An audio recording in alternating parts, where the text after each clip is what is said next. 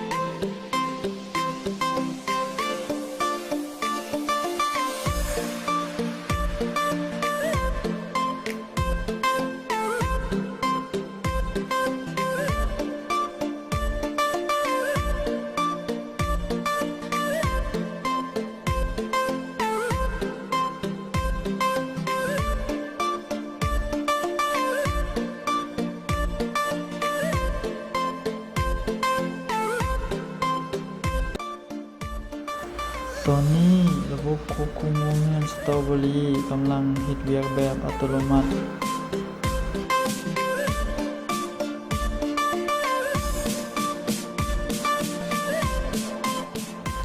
นี่แม่นกล้องควบคุมอุปกรณ์ต่างๆภายในโรงเรือน โดยจะมีการตั้งค่า เช่น การตั้งค่าอุณหภูมิ การตั้งค่าความชื้น การตั้งค่าความสูงของดิน และการตั้งค่าต่างๆ โดยการตั้งค่านี้แม่นให้เหมาะสมกับสภาพแวดล้อมของพืชสตรอเบอรี่ต้องการ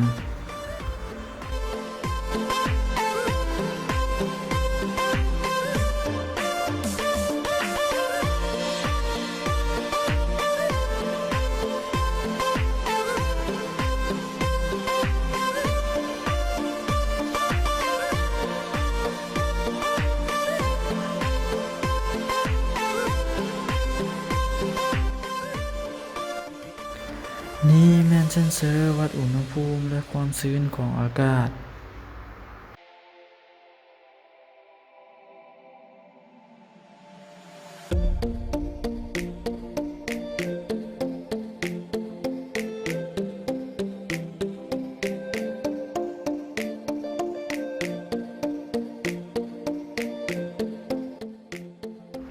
เซ็นเซอร์วัดความสุ่มของดิน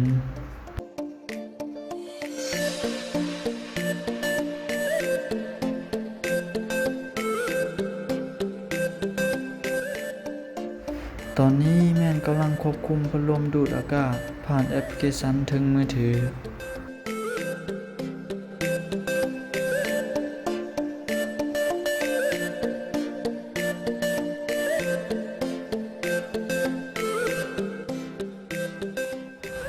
การควบคุมการพ่นหมอกภายในโรงเรือน ซึ่งได้เอาน้ำเย็นมาเป็นการพ่นหมอกเพื่อให้สภาพแวดล้อมและอุณหภูมิภายในโรงเรือนสตรอเบอรี่ให้มีความเย็นขึ้น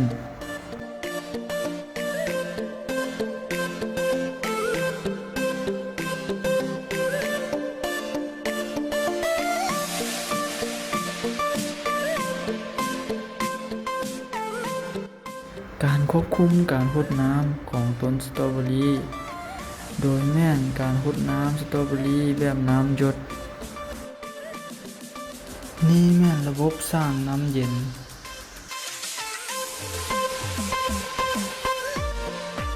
ปั๊มให้น้ำหยดสตรอเบอรี่และปั๊มพ่นหมอกและจะมีถังเก็บน้ำอยู่2 ถัง